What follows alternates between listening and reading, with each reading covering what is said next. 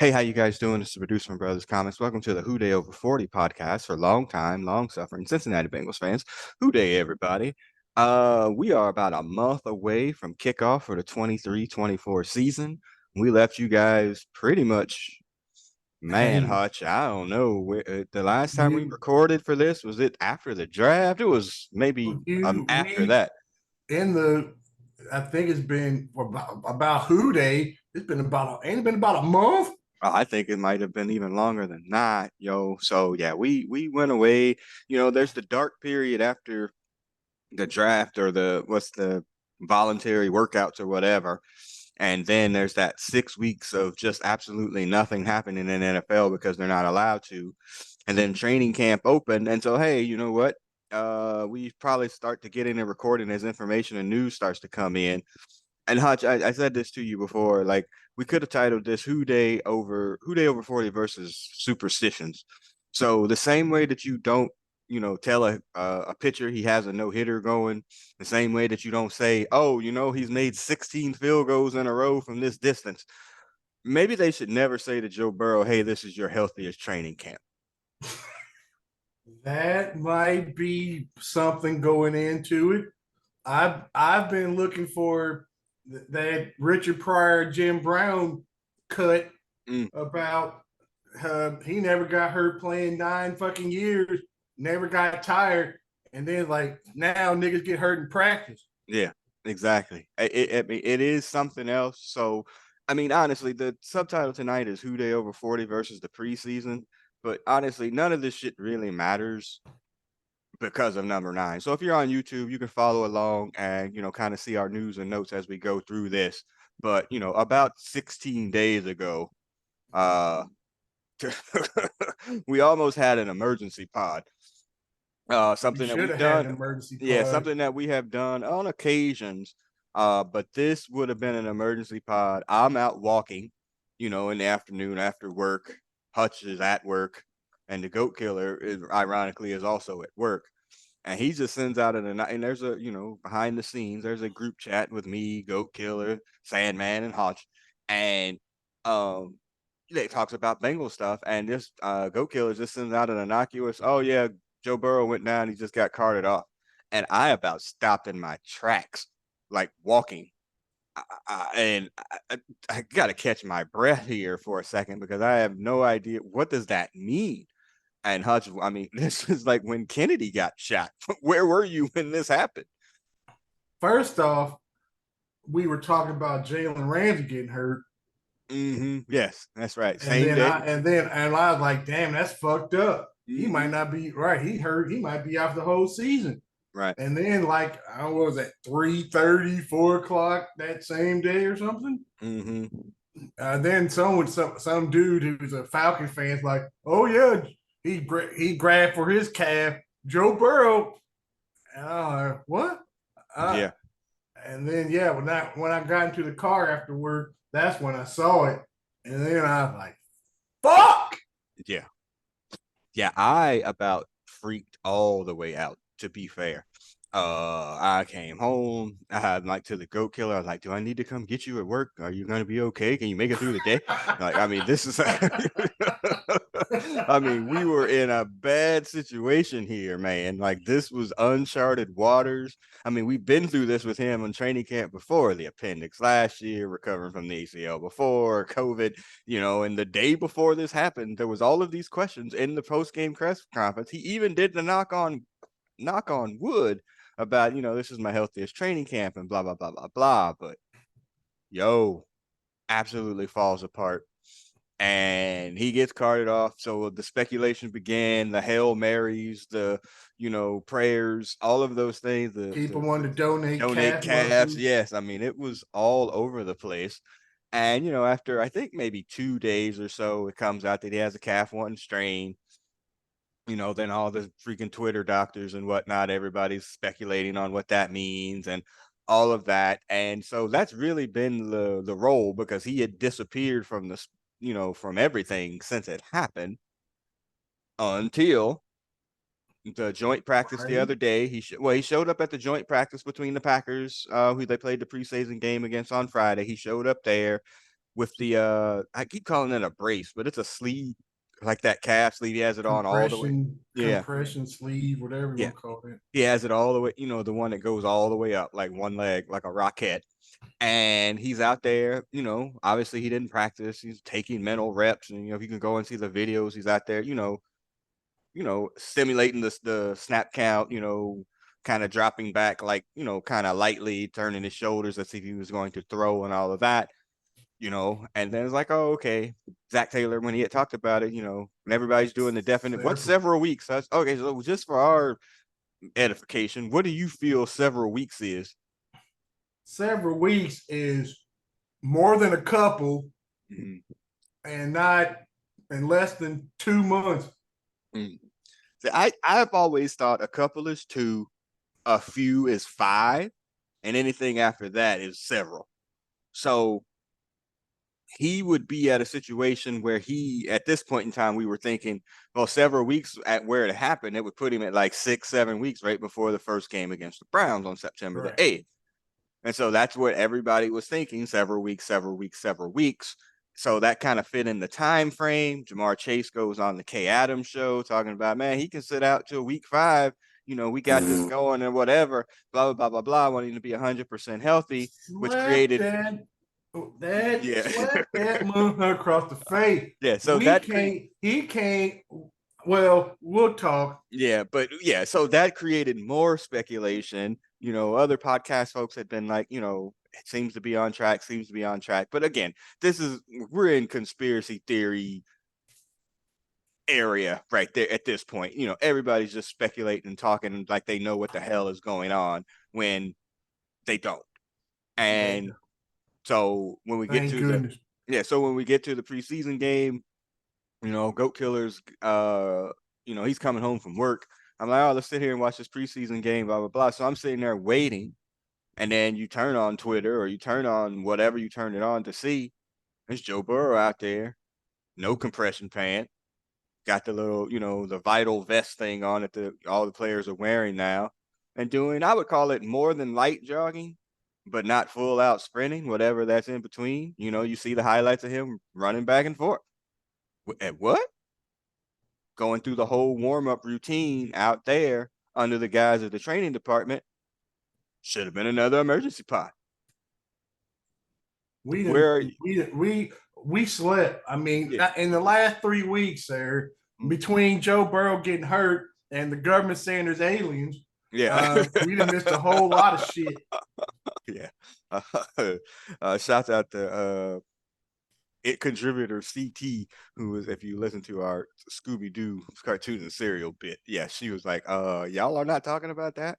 Anyway, so it was shocking, like, because again, we're thinking several weeks, you know, we're thinking that he's not coming back. I'm thinking, well, he'll just go up for the practice 2 weeks before the Browns game, and that's where we're going to be. And here he is out here. And then further videos that wasn't on the initial ones, he's out throwing, dropping back, throwing it, deep down the field, 50 yards, like emergency pod, because this wasn't expected. I don't expect him to be practicing on Monday or anything like that, but he's obviously not that restrained with what's happening. So, everybody can probably relax quite a bit. What do you think? We're a month away from the kickoff of the opening game. He won't play in the preseason. He wasn't going to probably anyway, but yeah. Right. He wasn't going to do it anyway, right? I'm going to. There will be no more waggles or rollouts. He will be a pocket passer. He will be wearing bubble wrap for the next 4 weeks. Mm-hmm. Yes. I don't see him. And another, he will be signing that extension.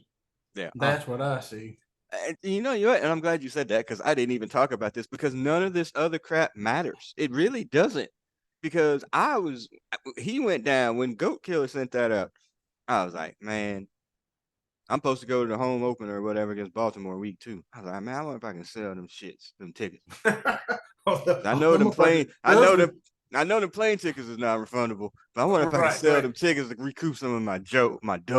Cause what the right. hell? What the hell am I That going up there for if he ain't playing? if he ain't well, there was a couple things that kind of helped out. Number one, the line did not move. Mm-hmm. The line did not move from that game. Right. So you definitely know that the Gambinos and Mm-hmm. the Cleveland folks Right. that run this shit, they was like, well, that line didn't move. It might have went up actually, so, Mm. or in our favor. So that was one thing. And the second thing is that they signed a player from the XFL as a quarterback. They Right. didn't go for Gardner Minshew or one of them types. Right. Yeah, they didn't. They didn't. Yeah, overreact to the situation. Right. I mean, I was just. I had. I, There's been sad days in my life. This was about to be one of them. I don't think I was even that sad when you could kind of tell the year he had his ACL tour that something bad was eventually going to happen with how bad the line was. Like you could just feel it. It still sucked when it happened, but you could kind of feel something bad was going to happen. Like this was coming out of nowhere because again, sports superstition. He was fine. He had a pure off season. He'd been like everything. He's in great shape. I mean, every internal organs aren't exploding. Like everything was fine. And then it's just on a random rollout. If you see the On a video, it's not like I mean, it's nothing. non-contact Yeah, he just non-contact drill on a mhm, rollout. This motherfucker yeah, pull a cat or whatever is cat. strain. Yeah, I mean, what the fuck? yeah. That's a strain. Grade one calf strain. Sam Hubbard, who had it last year, who missed the game, and then he missed 2 weeks, but he only missed one game. And then on the game that he did play when he came back was the goal line miracle where he runs it all the way back. It's just one of those things that he was saying that it you got to make sure that it's really healthy because if it comes back the second time, it's worse. So take the Right. extra time. So like he's like you're That. gonna feel good like at first, but then you got to Right. take the extra weeks. So again, we're a month before kickoff in Cleveland. That gives him again 6 to 7 weeks since the injury in and of itself. I think that should cover it. You're almost at 2 months.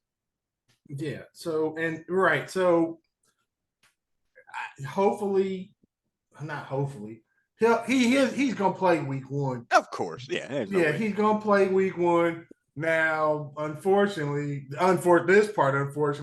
that number 95, I think, Mm, that motherfucker, he was mm, he was tackling that when he had both calves were working. right. Yeah. So we'll see what happens. Right. So yeah, but he's back. Goes to the game as well on Friday night, which we're going to talk about here in a bit. On the sideline, you can see the picture if you're on YouTube. Just being his Joe Cool self. That again, there's no doubt that he's playing week one unless something drastic happens. Knock on wood, sports superstition. But And yeah, that's we can't, and we're afraid to knock on shit. yeah, that's. I mean, again, at this point, I'm going to be stopping speaking about his calf because I don't want to put any of my sports jinx on it. So anyway, all right, so that's that. I did put it in here as a news and note before we move on to the preseason game. The Bengals signed Logan Wilson to a 3-year extension. Uh, so you bring back two of I mean, really the two linebackers that play the most. They're both pretty much on the field for all 3 downs. You bring him back. I think the average is something like $8 million a year. It's an extension or whatever. So I think he gets like, couple A of 20 lot. million, 20 million of it over the first couple of years. And then, it kind of evens out, out of those last couple of years. So, I mean, again, what you're paying Pratt and Wilson under $20 million for two linebackers. Wilson would have been the damn MVP of the Super Bowl had he not get called for that stupid call there at the end of the game because he played like an absolute beast in that game. He has raised the level of the linebacker play immensely since his time has come in Cincinnati. So a bargain basement deal, a really good linebacker. You got Pratt back as well. I would have bet that either one of the two would have been back, which would have been Wilson. I wouldn't have expected them both back. So now your front seven looks relatively familiar, and we'll talk about the back four here in a little bit. But yeah, what do Mhm. you think about the Logan Wilson extension? Well, you got your thing up here, but I had some stuff that I was looking at. I Okay. was looking at the numbers. Them Okay. numbers is tight, tight. But Right. yeah, What do you Good, got? good for Like, let me him. know. Yeah. Let it out. Well, you know. Yeah. Can I get the screen real quick? Yeah, yeah. Yeah. Yeah, Go ahead. on my screen, I gotta do my share. Oops. I Uh, hosted disabled screen share. hold on. I think you should be good now. There we go. Merry Christmas. Where did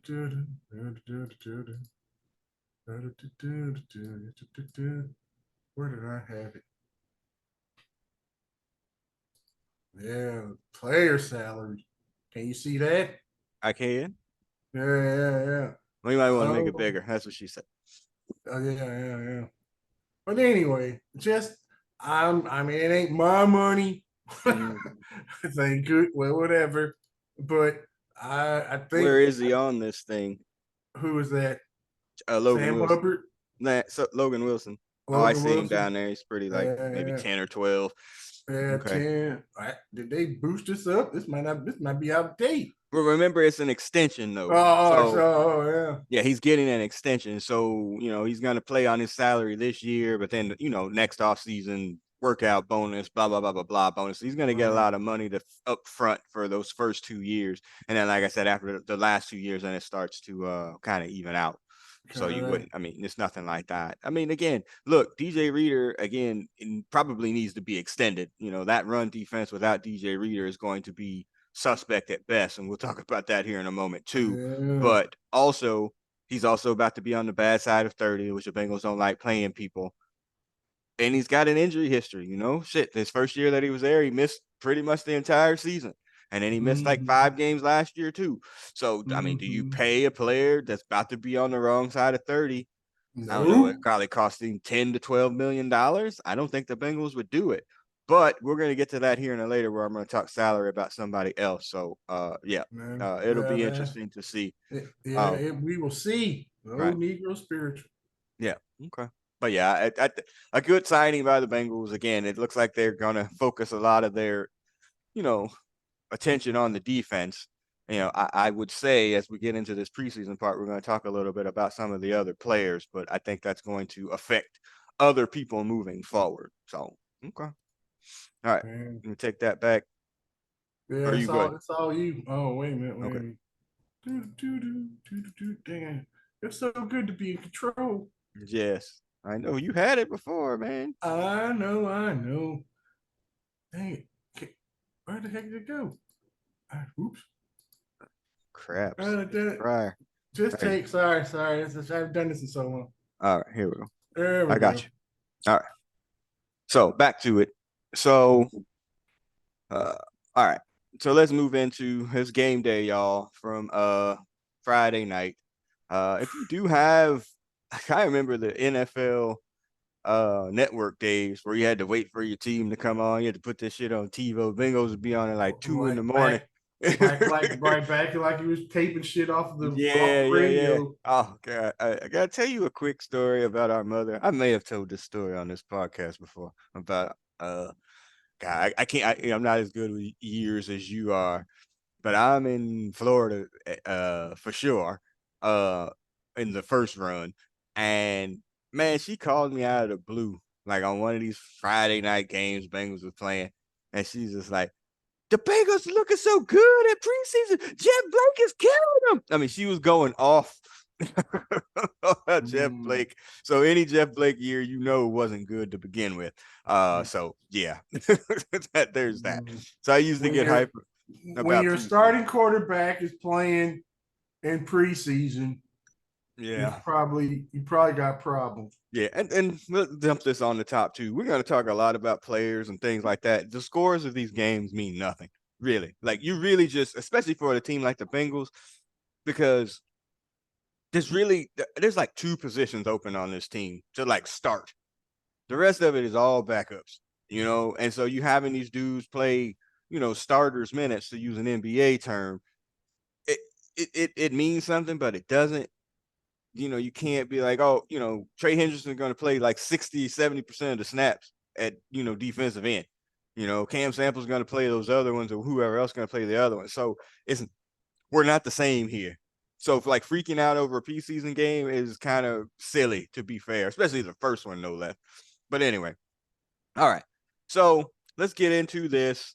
We are highs and lows from preseason game number one.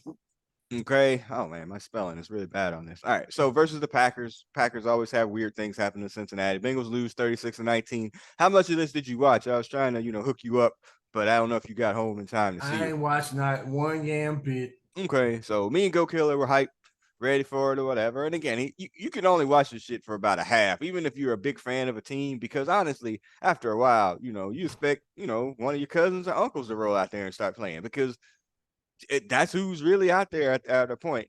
The offense scores no touchdowns at all. Quarterback play, backup quarterback play, shaky at best, which we'll talk about in a bit. Defense generated 2 turnovers, one which happened to be a pick six um, by Tyson Anderson, and then there was no pass rush, like absolutely not. So the Packers rolled out their starters for like the first, I'd say call it the first quarter. Jordan Love playing there, their starting offensive line. I mean, they rolled out their people there, and they had moderate success. It wasn't like the Bengals were getting run all over or anything like that, but they did have their starters out there up against the second and third string Bengals, so you have to qualify all of that with that, I think. All right. So stock up for players. Dax Hill, the only starter that was actually playing on defense, Hutch, will be the starting safety. I don't know if he's free or other safety at this point in time. He's been playing all over the place in training camp. He has a great PBU playing from the free safety spot. Did you see that spot where he came all the way across the field? Nope. Oh, okay. So DJ Turner gets, I don't know if they say they got beat, but I think he got tangled up with the wide receiver. And Dax Hill comes essentially from the middle of the field and gets all the way to the corner, all the way over there and breaks that pass up, which would have been a surefire, 40 or 60-yard touchdown. And he gets all the way across. I mean, he could have intercepted it, to be fair. If you're looking on the YouTube, you can see him where he comes across there. If he gets two hands up there, it's an interception, but he sprinted way across the field. Super athletic dude. I know he comes from the school up north, as well as the corner that's laying on the ground when this happens. But yeah, he did a really good job. So yeah, so that's where we're talking about the front seven is going to look similar. The back four is not going to look similar at all. It is, it isn't. The corners are fine. Where you have Cheeto, who's back from his ACL. He's not doing 11 on 11s. And then, the talk of camp has really been the other corner whose name is now escaping me. Who's the kid that we drafted last year? Uh, what was the initial dude? What was his Yes, name? CT. Oh man, this is terrible that we can't. TJ something. No, come on. No. Oh, Goat Killer would kill us here. Hmm. Killing me, bro. You brought him up. Well, but we gotta talk about him. You Uh, gotta know who it is. uh, Oh, come on. Cam well, Taylor Britt. Yeesh. yeah, Yeah. with the Anyway, law firm, yeah, the other so law Cam firm. Taylor Britt, his training camp battles with Jamar Chase have been a thing, that people are talking about a lot during training camp. So he's going to be fine. Cheeto's going to be fine. It's the safety positions, So they drafted Dax Hill last year when they knew Jesse Bates was going to be gone, and they brought in Nick Scott from the Rams. And then they drafted Jordan Battle from Alabama in the, I think, third or fourth round. So they're trying to, have the communication and the whatever for the back end of that room to be correct. So Dax Hill is going to get that start back there. Like obviously Cheeto's not running out there.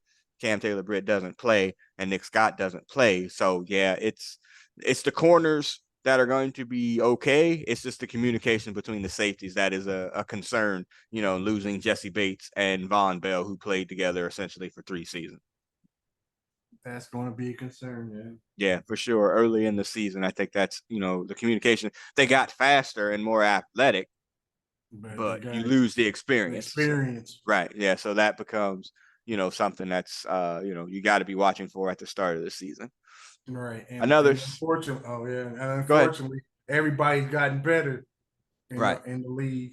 Right. Unfortunately. Another stock up player, DJ Turner, the second round cornerback from Michigan. Ugh, That team hate up to north. say it. Yes, he started at one of the corner position. He's going to be the fourth cornerback. That's the projection at this point.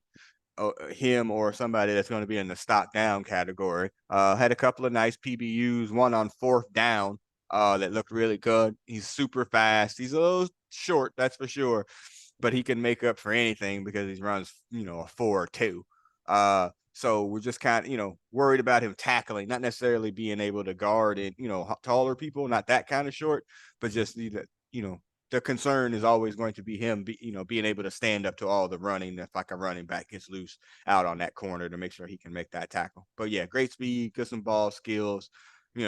Again, for your fourth corner, that's probably a good thing. So here's what I was saying before. We're going to talk about salary cap concerns. Cheeto going into the last year of his deal. So now, I don't think there's any scenario with all the other needs that the Bengals have that they're going to pay. If Cheeto plays as well as he did the previous season, not necessarily last year because he got hurt. If he plays as well as he did, he's on like a $3 or $4 million contract. I mean, he's making any money. So he's, probably in line to be a 10, 12 plus $1 million cornerback. You ain't going to pay him. So now that you're rolling out there, you're going to be cheap at the corners and safeties while you're You're, paying while you're paying defensive linemen and linebackers and probably wide receivers. There's the cutoff. So where do you stand in this? Is it best to get these dudes to have a year essentially understudying and get a chance to roll them out there, whereas you can keep your offensive studs and your more veteran parts on the defensive line and let the corners learn? Or do you try to keep as many veterans out there, because you can't keep them all? I mean, they're just gonna you price can't you themselves out. can't keep them all. You probably want, I mean, in a beautiful world, you want a all pro defensive lineman or defensive end. Mm, You want a lockdown corner, and the rest of that you kind of can work with. right. I think, I mean, Hendrickson, I saw that he was he was one of the top 100 players again. Yeah. He didn't look like it last year to me, but what's sure. Sure. Well, I mean, what did he have? I mean, you can look it up. I'm asking here. What did he have? Like 7 sacks as opposed to Seven the year before sacks. where he had like 14, but he had a ton of pressures. He was also hurt too. And He we was. didn't talk about that either. He also signed a 1 year extension, to keep him there, a salary cap situation. One, he had outplayed his contract, but two, they're trying to spread some of that money out so they can create other space. I mean, it's not a surprise that a few days after he signs his extension and Logan Wilson gets done. And so I wouldn't be surprised there. Again, I don't know if Cam Taylor-Britt is a lockdown corner, but he's a very solid corner the way that Cheeto is a very solid corner. And then now DJ Turner gets a year essentially to learn. And, again, the only way that freaking Cheeto is back is if he winds up getting hurt. And if he gets hurt, then it doesn't matter anyway. They're not, you know what I I mean? think I think no matter what, Yeah, no he's out matter of here. what, I mean, I think we're pretty much set on what we're going to do. Right. Well, Yeah, yeah, we're, because we're going to be defense first. right. It says yeah. So you're just paying no money in the you're paying no money in the cornerback safety room at this point, whereas you're Right. paying all of your money essentially on either offense or Offense. defensive linemen, Right. because that, I mean, again, you have to make those decisions and how that's going to go. But yeah, DJ Turner looking stock up. His training camp has been playing well. Just got to get that game experience, and he'll get some. Maybe in that fourth or fifth cornerback's position. All right. Next up, another stock up, Tyson Anderson. Fifth round draft pick last year, didn't play. He had a hamstring injury. I'm air quotating if you're watching on YouTube. They just stashed him away on a redshirt freshman year, man. They put him on IR. He could have played. They just wanted him to get some experience, get stronger and faster. They had a hamstring that lasted 16 weeks. Come on, son. That's not it. So he hadn't played since the first preseason game last year. He has 2 interceptions in this game. And again, the safety room is completely, there's nobody over the age of 25 besides Mike Thomas. And Mike Thomas is more of a player coach at this point. Yeah, he looked really good there. He was the brightest star Yep. from what I saw. Yep, special teams stalwart as well. He can get out there and play special teams. Again, another fast dude. Again, the safety room has got a lot of deep, good players back there. It's very, very deep. And again, just besides the Bates and Von Bell years, man, safety has always been a weird spot for the Bengals. You know, like under Marvin, he liked to have dudes that could hit but couldn't cover, and then some of them couldn't hit, or he'd have like it was a weird safety room too, right? Like it was. It's just It's just the safety position. I mean, yeah, but 20 years ago, you had you or maybe 30 years ago, whatever, you had to be able to get on the line and take on that linebacker or not the mm, linebacker, but that guard to take down that or that fullback right. to try to take down the halfback or something. Mm-hmm. Now you better be able to cover. Right. Yeah. And I think I mean, yeah. I mean, cause there's just been so many like just kind of under the Marvin era, man. It was just a bunch of rotating dudes back there. But Reggie Nelson played really well back there for a bit. But beyond that, oh, we had that other old dude. Now I can't remember what his name is. But yeah, whatever. But yeah, he played. He did well. He had the two interceptions. One, like I said, the pick six. The other one, he just muscled the dude for it. So good looking out for him. Look to see what's going to happen with him as well. Moving on, stock down, yo. Okay, so there was a bit on Twitter not that much long ago, after Burrow goes down with the injury or whatever. And, Jake Browning and Trevor Siemian being the two backups, and they're playing. And again, you got to judge them against whoever they're playing against, too. The wide receivers is me and Sandman at this point. Okay, that's in a preseason game. So I'm sure in practice they look great throwing it to freaking Jamar Chase and T. Higgins. I'm sure. Like I could throw it up to him at some point, probably. But when you go into the game and you're playing again with wide receivers Mutt and Jeff, their uh foibles, flaws, shine mightily and greatly. And that's what you saw, on Friday night.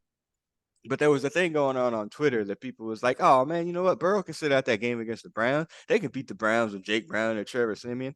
No, they Y'all need to can't. shut the fuck up. Y'all sound No, stupid as hell." right. We ain't beat the Browns since they went 0-16 in Cleveland. Mm-hmm.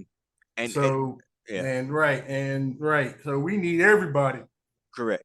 But also, like, y'all talking about like the Browns again, the home field advantage, game one of the season. You're talking about starting somebody who one has never started an NFL game in Jake Browning, or two, Trevor Siemian, who has a middling record at best as a starter in this league. Again, even with Jamar Chase and freaking T Higgins, I'm sorry, that's just not something that you can do. You know, Right.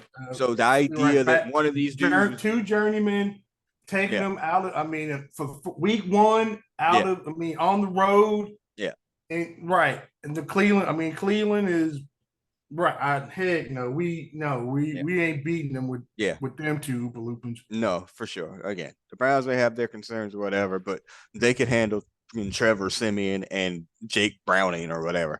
But both of Right. them look bad. Now, again, they don't have the wide receivers that they've been throwing to in practice. Bunch of, backup wide receivers at best. But also, the offensive line didn't really play well, which we'll get to here momentarily. But again, this idea that either of these two dudes that could lead us through whatever for any longer period of time, yeah, if Burrow goes out for any extended period of time, the Bengals are in trouble. Let's Or just fuck. We yeah, are let fucked over. yeah, yeah, let's be 100% about that. Right. Yeah, the Bengals are thin. Well, everybody's thin, but the Bengals is thin. Right. If we lose any of our frontline folks, we are spooked. Yeah. Also, stock down Sidney Jones. They brought him. Eli Apple was not going to be brought back clearly because he sat out there forever, essentially until dude went down in Miami with Jalen Ramsey went down in Miami with his patella injury or whatever, and he winds up signing with the Dolphins. So he was eligible to be brought back to the Bengals. The Bengals didn't want any part of it. They signed Sidney Jones, I think, from the Raiders. Off he had played as like their third corner or something like that. So essentially to be brought in because Eli was supposed to be the fourth corner himself until Cheeto got injured, and then he wound up moving into the starter's position. And now Sidney Jones is brought in. He did not look good Friday night. He got, if you're on YouTube, Smoked. you can see him get kind of, no, it wasn't even mossed or whatever. He's in a position. I mean, he's there. He just he doesn't get his head around to make a play on the ball. And there was another one like on a long third down that he didn't. Essentially the same situation where, he doesn't get his head around, the person's able to get their hands on the ball, and come down with it. So, wearing Von Bell's number here, not looking good for It's that. not wrong. And again, with the play of DJ Turner playing well, even though he's a rookie, Sidney Jones is not making any real money there. It's a possibility that he winds up getting cut, to be fair, because I mean he really did not look good Friday night. Dude, yeah, yeah. Somebody gonna get. I mean, yeah, there's gonna be some cuts. Right. There's gonna be some cuts. Yeah. Let's see. All right, so this conversation has to happen. Okay.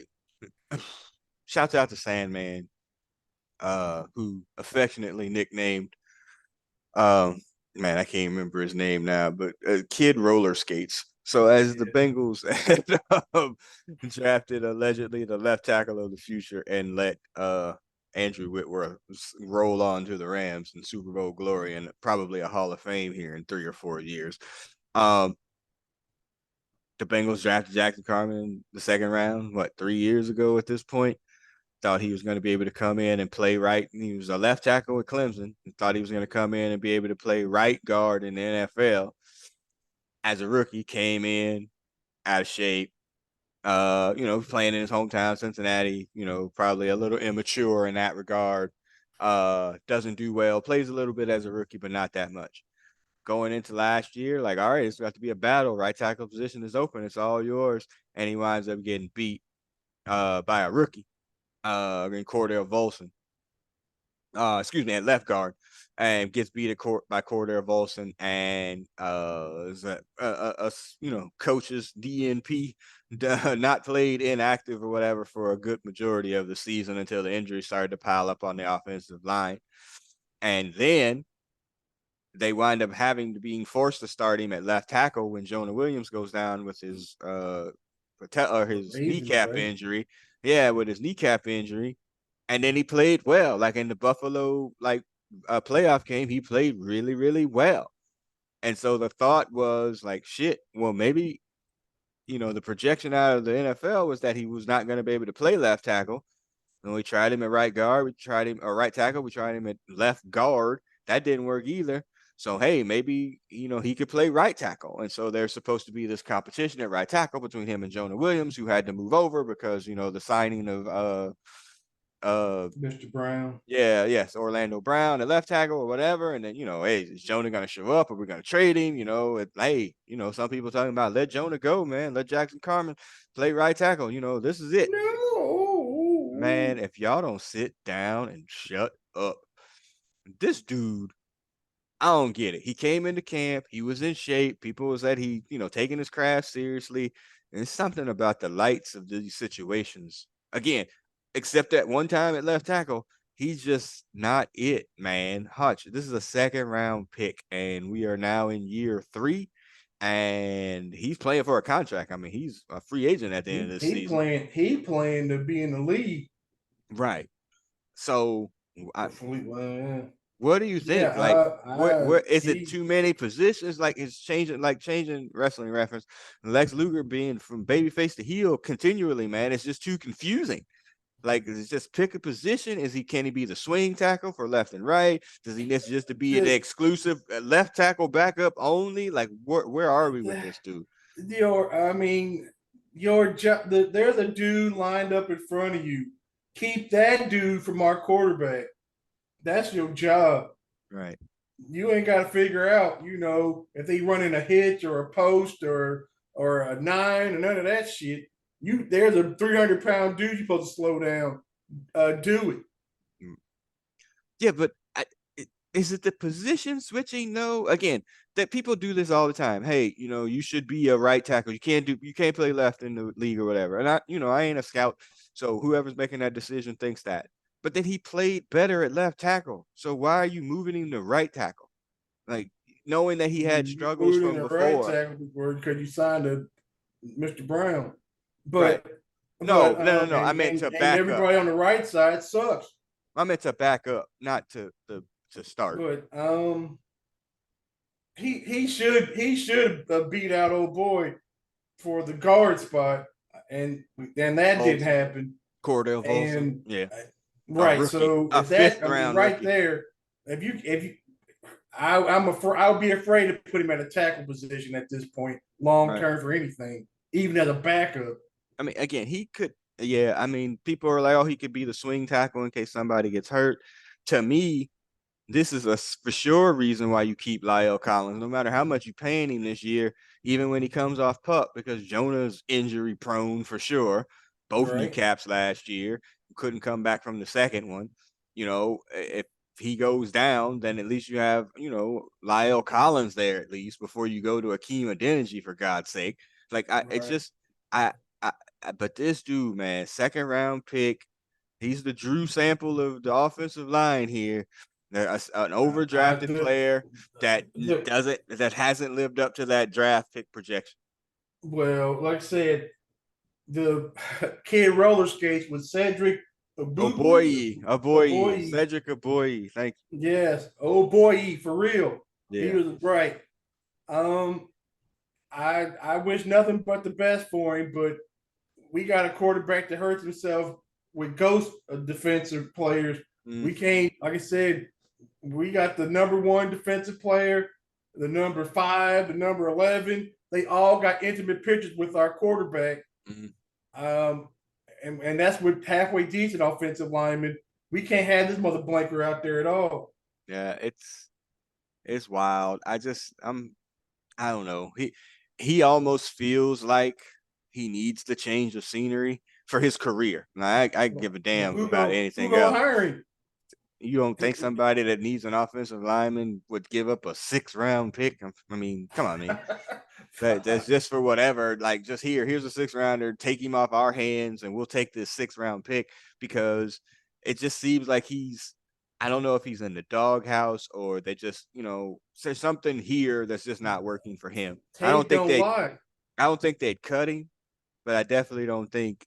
I think that they'd trade him if somebody And offered him anything at this point. and he was playing against Green Bay's backups, right? Right. Correct. Correct. Yeah. So there was no the if there was a right tackle competition is over. Like it ended Friday night for sure. But yeah, it's definitely going to be Jonah on the right side. And we haven't, you're not going to see the starting offensive line essentially until you get to Cleveland. So but He yeah, is auditioning for a position for somebody that's even more desperate than us. And I right. don't know anybody that fucking desperate. Mm.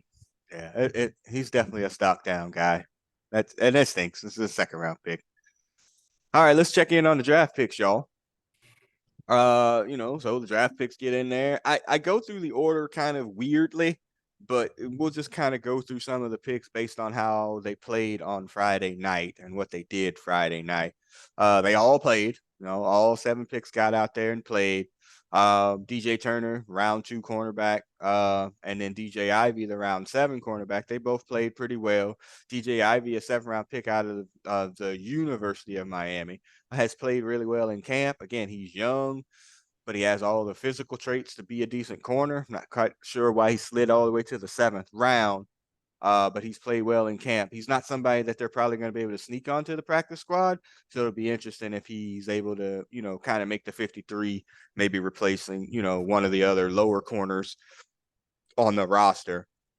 Charlie Right. Jones, Chuck Sizzle, the slot receiver that's supposed to be the heir apparent to Tyler Boyd, he tore his labrum in camp, like on that, in practice.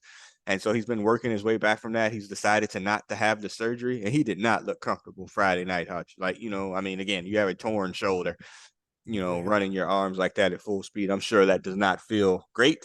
And he did not look good.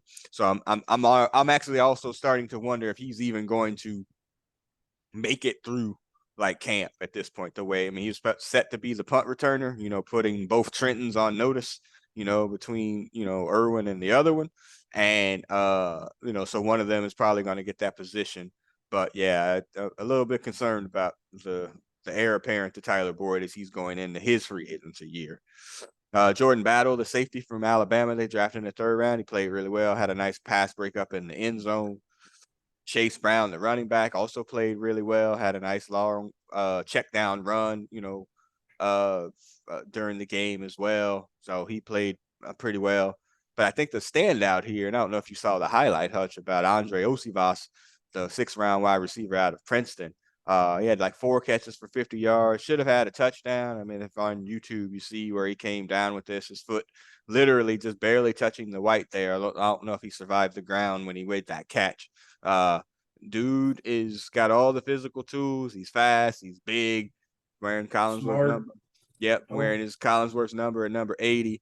All right, so here's my soon to be conspiracy theory. You tell me where you think here. That kid could play. Like he just needs the experience, and he needs to play and he needs to play. I think that's T's replacement. The longer T doesn't sign, the longer I think that he's not. And I have another theory that I'll run a conspiracy theory I'm gonna run past you here in a second. But he like this dude, I mean not T Higgins because T's a freak. This dude he has freaky athletic stuff too, don't get me wrong, but he just doesn't have the experience, because T played at a high level at Clemson. So if this dude starts to show continually over the course of the season, I think T is back on the franchise tag next year, and then he's gone after that. That's my one conspiracy theory. What do you think about that? I think T is doing. Um, He's gonna be here next year regardless. They're gonna franchise, so it wouldn't matter. what's the number gonna be? I don't know what the You franchise gonna pay number is. $25 million? They just paid freaking Jesse Bates what 17 or 18 million dollars to stay for a year. You just get it for the year and then you move on. I mean that's it. Hey, that's You a go. guarantee. They gonna let him walk for nothing? I don't know That ain't about for happening. nothing, but Exactly. Well, they don't have no I can't choice. see him put him up for 25 million. But they have no choice. If they let him get the free agency, he's gonna be gone for nothing. What, you gonna get a 3rd round compensatory pick? That ain't gonna work. No, they'll franchise him. If you can't sign him, shit. Damn, that sucks. But I mean, get something. But I can't see him tagging him for 25 million, and you're gonna They pay your boy at least 25 million. That's what I'm saying. You paying for a year. You can't do anything with Jamar anyway at this point. So you paying for a year. He moves on. That money winds up rolling into whatever Jamar's salary is going to be, and then Yosi Voss or whoever winds up going into wide receiver number 2. That's my one theory, conspiracy theory. My other conspiracy theory that Goat Killer and I were discussing, and this is pure speculation. I am no insider or anything like that. Um, what's the wide receiver's name in Minnesota? Justin Jefferson. Yeah, he's eligible for an extension that since the end of the year. He hadn't signed it.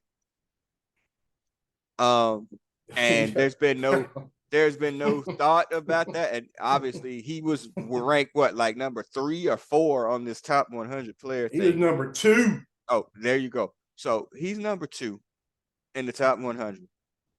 He has not signed his extension. Minnesota clearly would rather him be back, even though they have no quarterback, essentially, after paying Kirk Cousins uh freaking pounds of gold over the last few years with nothing really to show for it.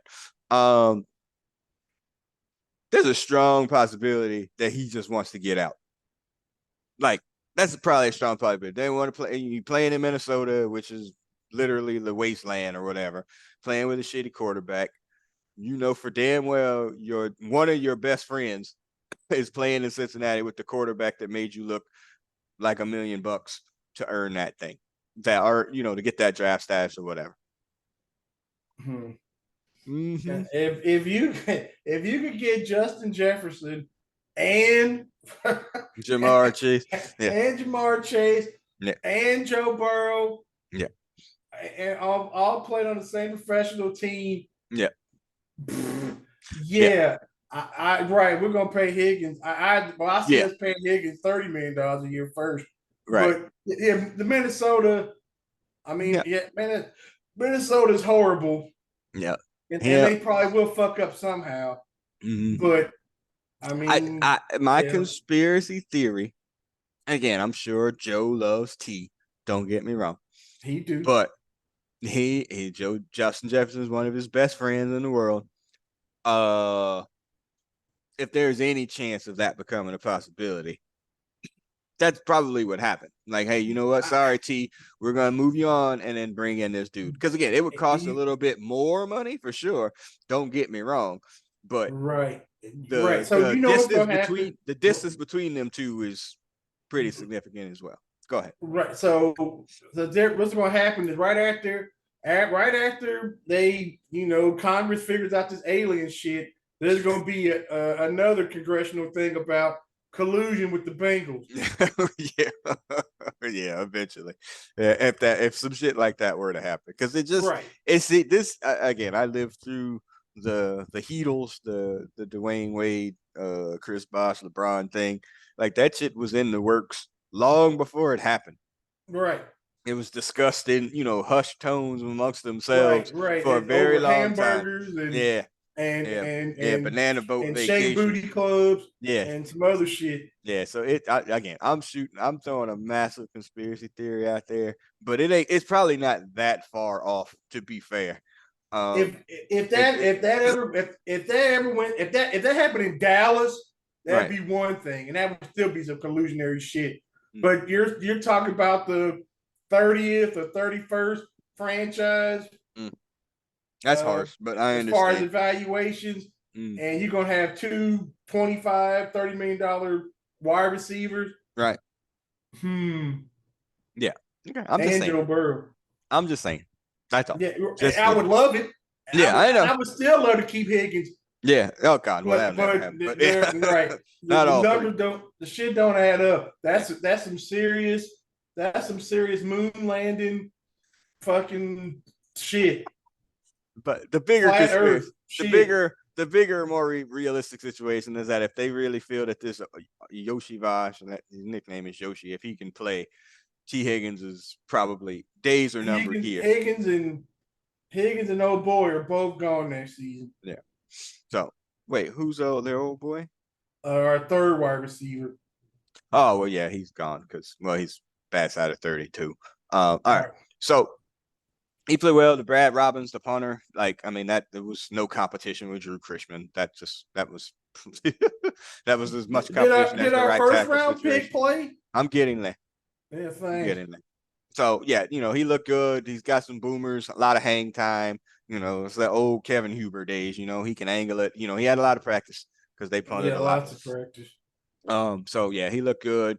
And on top of that, and we may get this out there too. I didn't want to put him on stocks of players up stock, but Evan McPherson hit all four of his field goals in his extra point, splitting it like easy. I think that snapper holder exchange thing, I think that messed with him a lot last year, where he was missing kicks that he would not normally miss, at least from rookie year. So now they got all been working together in one unison here. And he split, one was 51 and it would have been good from 60. So yeah, Evan Money Mac is back. I don't know that he ever went away, but yeah, good job. They're going to have to pay him here in a year or two. So, all right, here we go. So the first round pick, we didn't have this conversation, I don't think, on the podcast, but we've been having it for years about the curse of 99 or the number 99 for the Bengals. And so I started this whole podcast off about sports superstitions. So there's a superstition about number 99 for the Bengals. It hasn't really worked out. To be fair, people that wear it, the most recently Tyler Shelvin, Myles Murphy has grabbed that number on draft night or draft day or whatever. Tyler Shelvin ate himself out of the league. And you can go back to Oliver Gibson and was Andrew Billings? Yeah, Andrew Billings. Like, I mean, it's really hasn't worked out. Like, it's just cursed. Curse. David Pollock. It's just not a good number for the Bengals, like historically. Like in the fact that it should be retired in the rafters to not ever be used It again. should be burned. Right. It shouldn't be. So Myles Murphy plays on Friday night.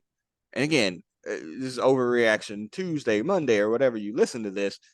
Like he looked to me slow, even though he's supposed to be this athletic freak, looked slow, I don't know if that's tentative or whatever, or just the speed of playing for his first time or whatever. But he's a first round pick. You're playing against backups and future car and insurance salesmen, and you should be dominating. I mean, you should look like that nigga in Fast Times at Ridgemont High. You should be crushing people, like for real. And he didn't. No sacks. I think he had one pressure, maybe two pressures, but against backups, against backup quarterback as well. Like he just didn't really. He has no pass rush moves. Like it's just like, oh, if I can beat him athletically, that's it. You're first round pick. We need you to play. Don't need you to play a bunch of snaps. We need you to be able to, they said he set the edge against the run really well, which is fine, but we need people to rush the passer. So if you were trying to find another defensive end that could set the edge against the rush, you probably could have got them in a later round and then drafted, I don't know how well the tight end, the Oakland, that kid that wanted to play in Cincinnati or whatever. That I don't know how well he did for Oakland or if he even played. Or Oakland, wow, Las Vegas. I don't know. But I was expecting a little bit more Friday Right. night than I got from that. So go ahead.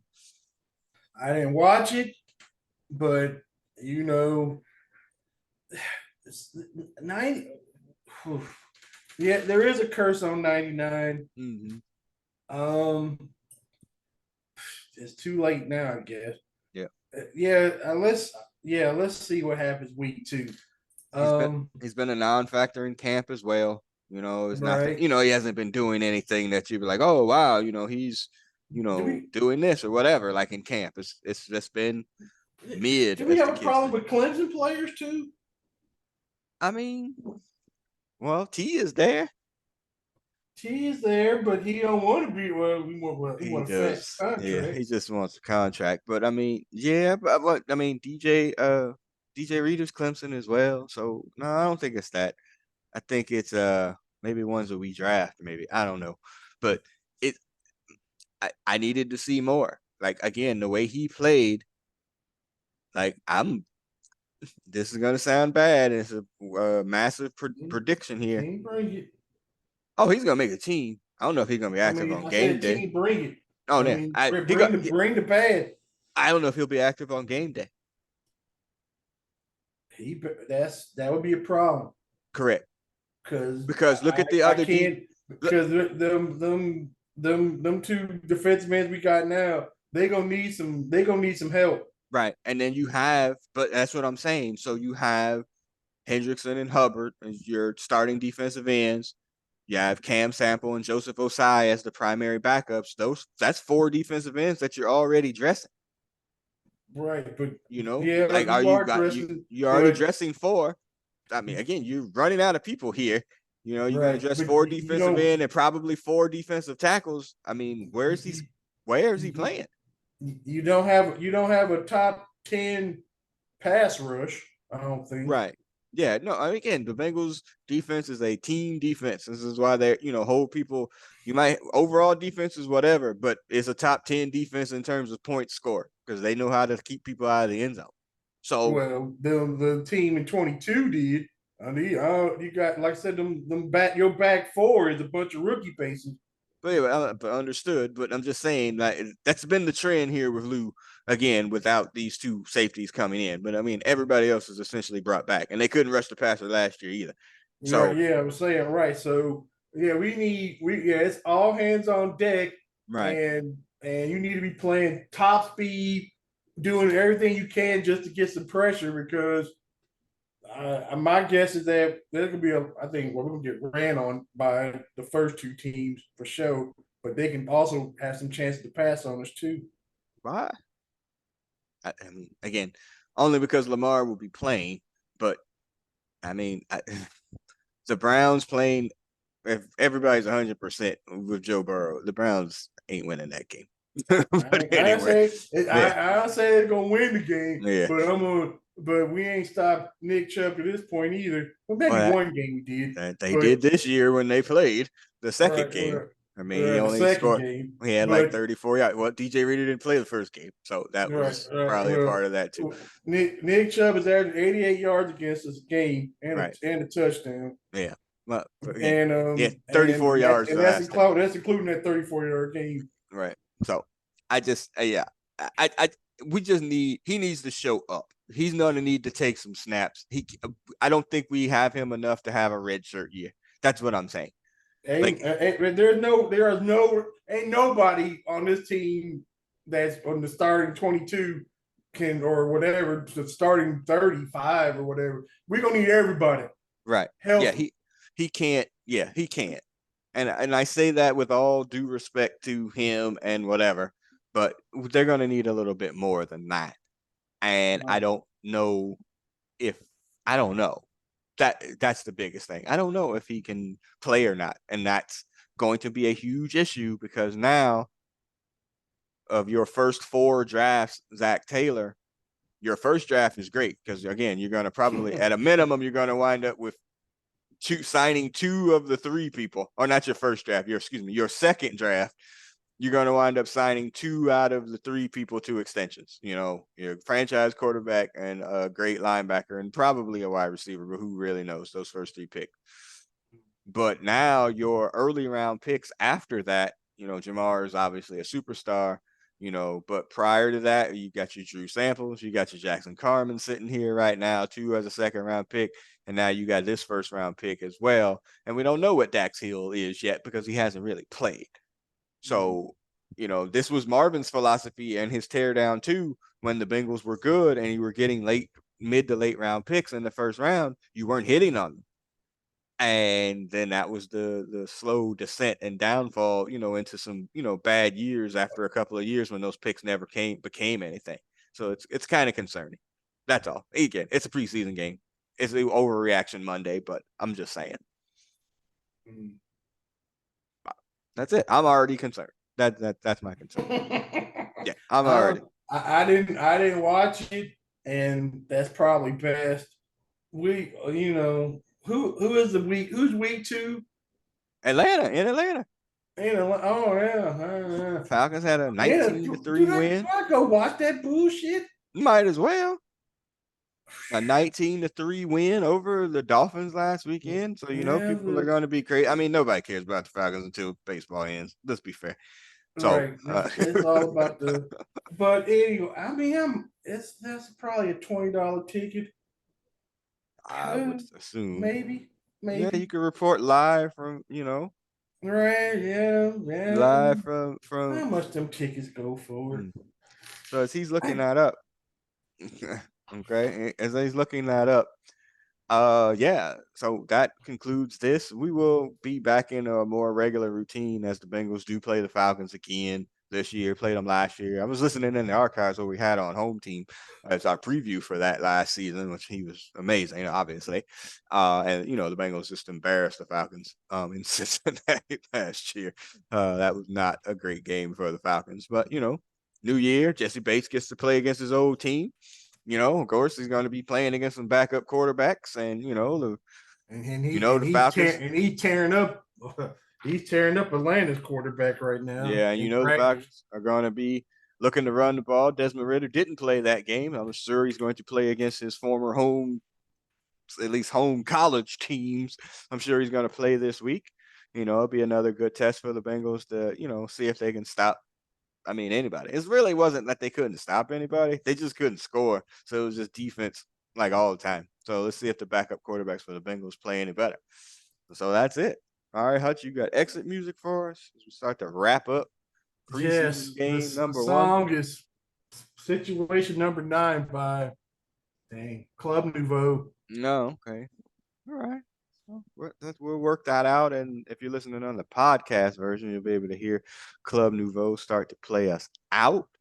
Like I said, we will be back after preseason game number 2 to talk about that. Hopefully, no emergency pause. If it is, it's for a good thing, you know. Guy Higgins resigns for He 3 years resigns, yeah, for something like that. $55 million $100 million. for 3 years Yeah, or some shit. I don't know about that one. Probably be Yeah, closer to yeah, 3 years, that's 100. But again, on an aliens. extension, You're right. on an Aliens or extension. something. Yep, 3 years on an extension for 100. That sounds probably closer to it. And but a real side topic is this is starting to play us out. I got irrationally angry the other day as I see that Wow. it's Paycor Stadium and you know Kettering Health Field and all of these resources that the Bengals are coming in to sign players because they know they have to sign these players to continue this with the quarterback that they have. Like I get that part. Y'all But motherfuckers could have done that before. yeah, well, yeah, Y'all were close enough to getting into the playoffs for 5 years. You could have sold your soul and found some money to sign people to cover up for the deficits of Andy Dalton. You might not have been enough, but you could have tried and you didn't. right, right. And that was just dumb. So now that y'all see y'all have that guy at wide receiver and that guy at quarterback, like now That you're dude like, at oh, we need to quarterback. come up with this money because well, they paid freaking Carson Palmer, but they wouldn't pay enough to just those little pieces that'll help you get to a championship. It's They not like they fucked paid up. they made Carson Palmer the highest paid player. They paid Andy Dalton his nut of money too. But you didn't give them like they needed a little bit more to get you to a championship. And you could have done that by selling the naming rights, practice Something. field, like all of these things that you All just this, refuse to do. you're 20 years behind. Damn near. I mean, Right. definitely 20 years behind the best franchises in the Yeah, but league. you're just playing catch up for sure now. And it's infuriating to be fair It is that right. It to that the you didn't fans. I right, mean, to the brand, to the fans. You could have. We should not. We should not be fucking in the damn prehistoric ages. right, Fucking trying to get this team should not be the 31st or the 30th franchise in the league right. Yeah, it's with just evaluations. yeah, it just made no sense that you had to go through unnecessary pain because you didn't have to. You could have done like, oh man, we could have sold this to this and made this money here. Like, oh no, I got to name it Paul Brown Stadium because that's my dad or whatever. Like, who cares? It could Paycor Stadium at Paul Brown Stadium. Like, whatever. All right. Anyway, all right. So it's Club Nouveau starts to play us out. I'm the producer of this podcast. I'm signing off. You can find this podcast on SoundCloud, iTunes, Google Play, iHeartRadio. I mean, if you just put in Brothers Comics, it'll pop right up. And I'm signing off, and we will see y'all either after an emergency pod or after preseason game number 2. Hutch, go ahead and sign off. Peace and Middle East. All Go right. Bengals. Yeah, go Bengals, everybody. We'll see y'all soon. Peace. Peace.